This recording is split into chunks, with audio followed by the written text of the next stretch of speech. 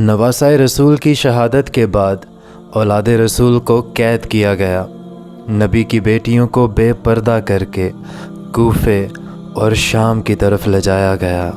आगे आगे फ़ौज यजीद नाचती हुई जा रही है और पीछे पीछे रसूलुल्लाह सल्लल्लाहु अलैहि वसल्लम की बेटियां नवासियां कैद होकर बेवारिस व मददगार चल रही हैं।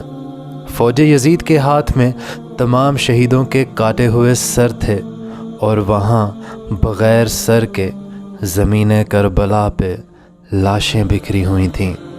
तारीख़ ने तहरीर किया कि बग़ैर कफ़न और दफन के 3 दिन तक रसूलुल्लाह सल्लल्लाहु अलैहि वसल्लम के ख़ानदान की लाशें ज़मीन करबला पर बिखरी हुई थीं। 13 मुहर्रम सन 61 हिजरी को जब आस पास के लोगों ने ये मालूम किया कि फ़ौज का पहरा कम हो गया है, चलो नहर फ़रात से पानी भर के आते हैं।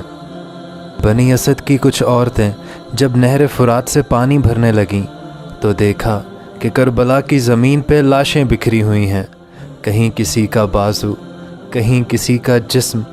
उन्होंने जब इस आलिम को देखा तो रोती रोती अपने मर्दों के पास आईं और कहने लगीं, ए रसूल अल्लाह के कलमा पढ़ने वालों, इस ज़मीन करबला पे तो रसूल सल्लल्लाहु अलैहि वसल्लम का ख़ानदान था। शायद यजीद की फ़ौज ने उन्हें कत्ल कर दिया है। उनकी लाशें बिखरी हुई हैं, उनके ख़याम जले हुए हैं, आओ उनको तदफीन करते हैं। उन मर्दों ने कहा, क्या पागल हो गई हो क्या? यजीद ने कत्ल किया है। अगर हम उनकी तदफीन करेंगे तो ऐसा ना हो कि यजीद हमारा भी दुश्मन बन जाए। छोड़ दो, कोई ना कोई आएगा तो तदफीन कर देगा। उन औरतों ने कहा, हैरानगी है, तुम अपने आप को मुसलमान कहते हो, रसूल अल्लाह का कलमा पढ़ते हो और उनके नवासे और बेटे के लिए ये मोहब्बत रखते हो। अगर तुम नहीं जाते तो मत जाओ, हम जाएंगी रसूल अल्लाह सल्लल्लाहु अलैहि वसल्लम के नवासे की तदफीन करने। तो इतने में मर्दों में से कुछ की गैरत जागी और वो औरतों के साथ ज़मीन करबला पहुँचे।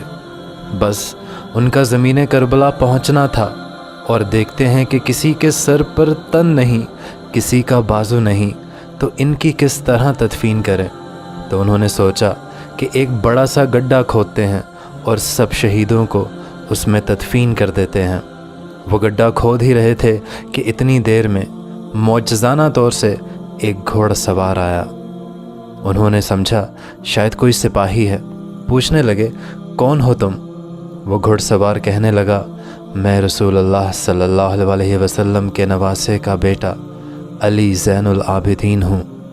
बस उस नौजवान को देखकर सबकी आंखें भर आईं। इमाम ज़ैनुल आबिदीन ने ज़मीन करबला से इमाम हुसैन के जिस्म मुबारक को चुनना शुरू कर दिया। कहीं से इमाम हुसैन की उंगली मिलती है, कहीं से इमाम हुसैन के जिस्म का कुछ हिस्सा मिलता है, कहीं से पाँव मिलते हैं, कहीं से कंधों का गोश्त मिलता है। बस इमाम हुसैन के जिस्म मुबारक के टुकड़ों को जमा करते हैं और एक जगह ज़मीन को खोदते हैं तो वहाँ पहले से ही कब्र बनी होती है और इमाम हुसैन अलैहिस्सलाम को उस कब्र में तदफीन करते हैं और उनके साथ साथ अपने भाई अली अकबर और अली असगर को भी तदफीन करते हैं और एक कब्र बना देते हैं और वहाँ जो उन लोगों ने बड़ा सा गड्ढा खोदा था वहाँ दूसरे लाशों को तदफीन करते हैं। और इस जगह को आज भी गंजे शहीदां कहा जाता है, जहाँ सब की लाशें एक साथ दफन हैं। बस जब सब लाशें तदफीन हो चुकी तो किसी ने कहा, एक लाश रह गई है, ये देखो कोई बूढ़ा सहाबी है, इनको हमने तदफीन नहीं किया। इमाम सज्जाद फरमाते हैं, ये हबीब इब्ने मज़ा हैं।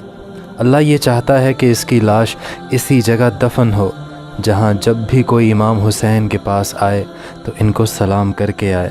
फिर आपने जनाब हबीब को तदफीन किया। जब सब जाने लगे तो इमाम सज्जाद ने कहा, रुको, एक लाश रह गई है। लोगों ने कहा, अभी तो कुछ नज़र नहीं आ रहा।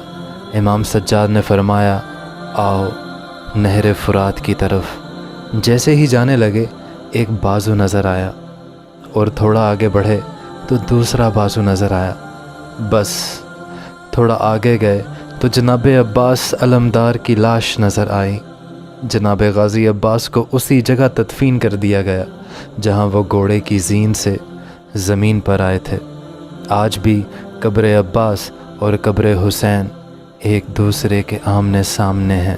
سلام یا حسین، سلام یا حسین۔